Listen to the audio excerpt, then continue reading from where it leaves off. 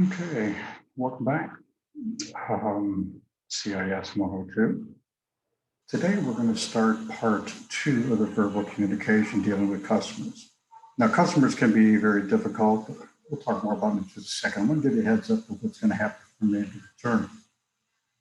We are going to skip part three of the verbal. We are going to move on to part four, starting next week. And then our last part five, will be our final assignment, which begins in 2 weeks. I think it's 2 weeks. And that'll be the final assignment. After that, we will not have any further assignments. Next week, I'll give you a better update.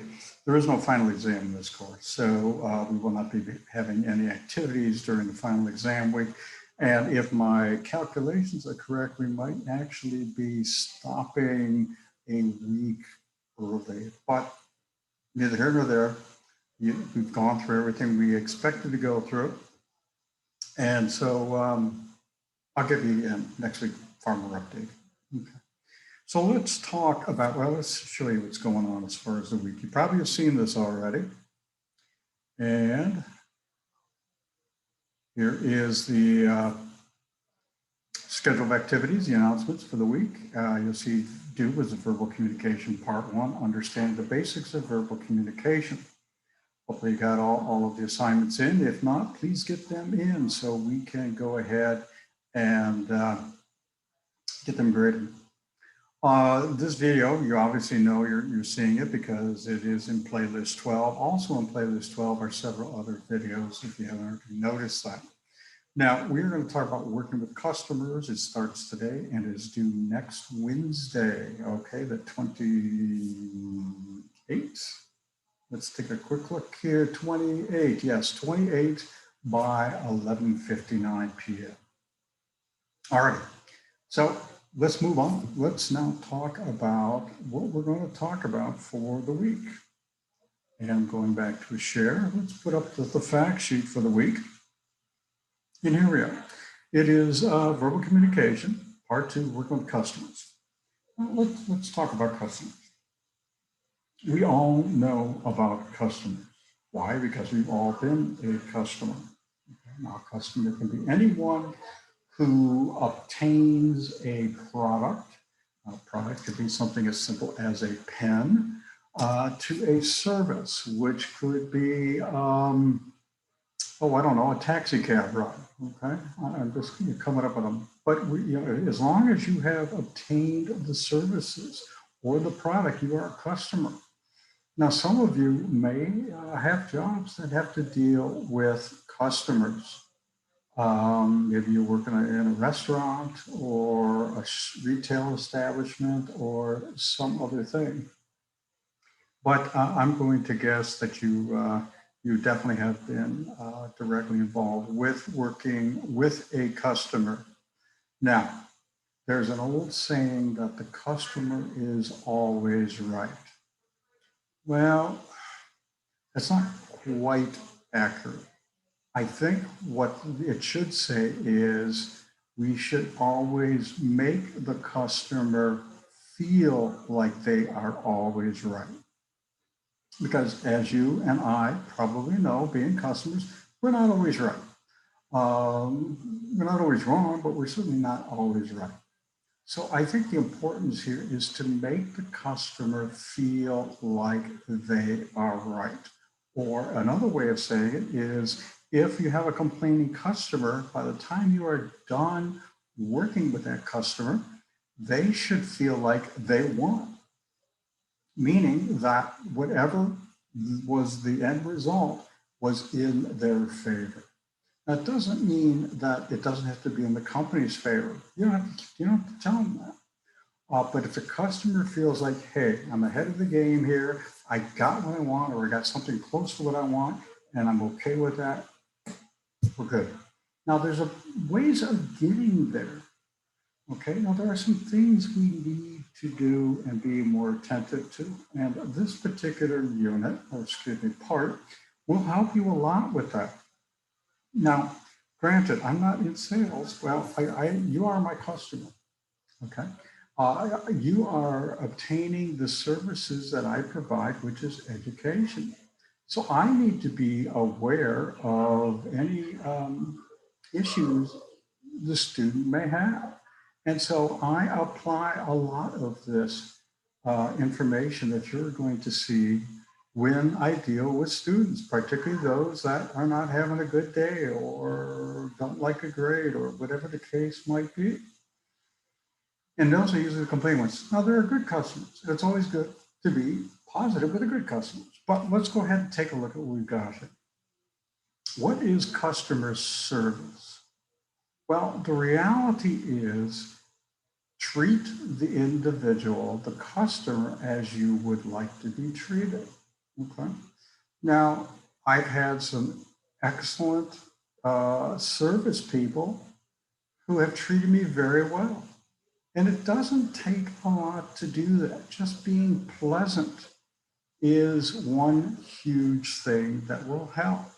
All right. Now I've had, I'm sure you have, a lot of service type of people, salespeople, whatever, who just, they're there, they hate their job and whatever. And they're going to let you know it because they're going to give you a lousy service. Human nature, can't do much about it, but we can at least be attempt, if you wish, to make sure that the customer is satisfied. Okay, and if they're at least satisfied, you won, they won. The more you make them feel good about the event, the situation, higher the chances they're going to come back, and that's what you want.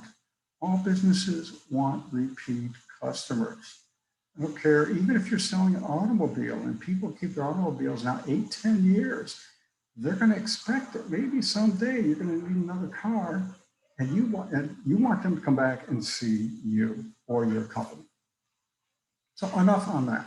So that's basically the term about customer service. It means to service, to serve the customer. Make them feel like when they leave, everything is in their favor or they are accepting of what the end result is. Now, how do we do that? Well, first of all, it's, as you can see in Objective 10, empathy. Empathy is something that I think is sorely missed out in not only the business world, but in the world in general. Now, empathy is the ability to understand how a person is feeling, to have empathy for someone. Okay? If someone is having a bad day, it doesn't mean you have to fix it, but you need to be aware that they're not having a good day and treat them a little differently. All right? So, and it means, that you understand, okay? Doesn't mean you can necessarily fix it, but if you can let someone know that you understand their predicament, they don't like the product, okay? My pen's not working and I need my pen. Well, you're not gonna say tough, you're gonna work them. So yeah, that's a bummer. I don't blame you. I want a pen that works. So you're gonna make them see there's an association with that. So you should always, and I would say not only in business, but anytime, is to let a person understand that, yep, I understand your predicament. You don't necessarily have to say, I've been there and done it, but you can just say, yeah, okay, I understand. And then we can work. It kind of evens the board here, the turf a little bit. Okay, it doesn't make you feel like they don't want to make you feel, or they don't want to feel like you're up here and they're down here. You want to at least have this feeling everybody's on an even plane. That's what we mean by empathy. Ask questions. Okay? If don't assume. There's any time I hate it when someone, well, since I hate, I don't like it when people assume they know what it is. Now you can ask questions, probing questions, to confirm what you think may be accurate. So don't come on and say, yeah, so you're telling me this. And I'll say, so is this kind of what I'm hearing? All right, so ask it as a question. Don't tell them what you think. Ask them as a question. People don't mind answering questions. They don't necessarily like correcting people. So ask questions until it says here the problem or the solution becomes clear. All right, so there's a video on this. Well worth a few minutes to take a look at it. Deny a request. Now, how do you say no in customer service? That's a great video to watch. Now, number one, you should never tell someone no. You should tell them instead what you are going to do. All right. Now, let's say I want a new pen. My pen's not working. Well, let's pretend the company has a policy. We don't give out pens, but we can give the cartridge, if I can get this done, there we go. We can give them a new cartridge that they can use in the pen. Now, is that probably, do I really care? Do I want a new pen? No, I want ability to write something. And if the cartridge isn't working, I don't care if you give me a new cartridge.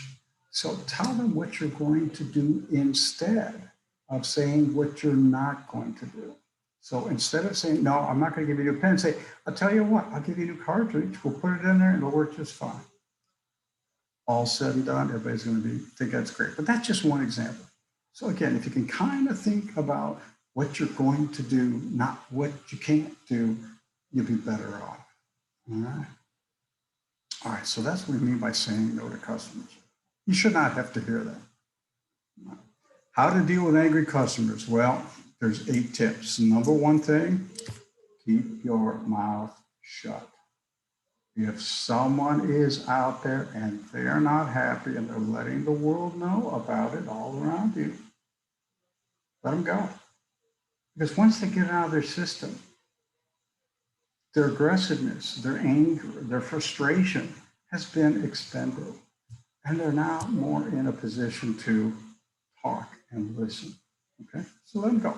There are 7 additional tips and examples in the video. Watch it. That will certainly help you. Dealing with the unexpected. Well, there are no videos on that because you never know what the unexpected is because it's unexpected. But I think the best thing to do is if something unexpected happens, don't do a knee-jerk reaction. Don't do something immediately. Take a minute. Actually, count to 10. Think about it. And then probe. Ask questions. Figure out what's going on. Because once you start doing a knee-jerk, jumping right into it, it could run you into problems. But this will help you with that too. And then finally, you're dealing with customers with disabilities. There's absolutely nothing between myself and a disabled individual other than I could probably do something maybe a little easier than they can. Give an example. I wear hearing aids. Okay? My hearing is pretty well shot after all these years. I have a disability, but I don't want people to treat me any differently because I can't hear very well. All right? So if I don't understand something, I'm going to let you know, and then we can work it out. There's ways of doing that. So don't treat them any differently. Okay.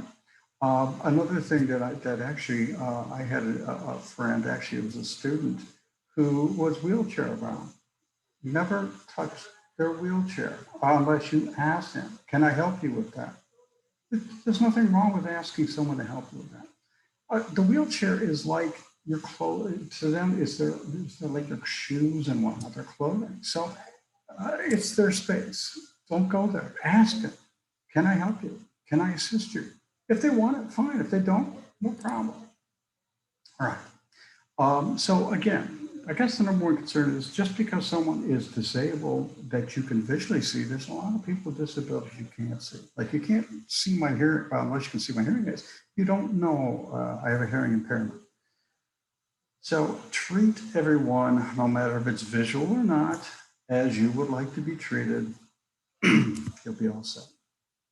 All right, so there you go. There are 6 forms to complete.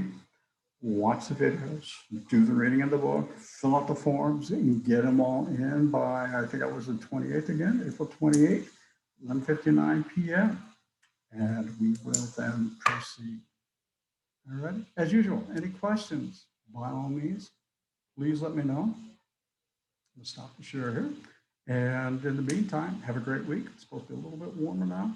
hopefully no more snow. But have a good week, and I'll talk to you later. Bye now.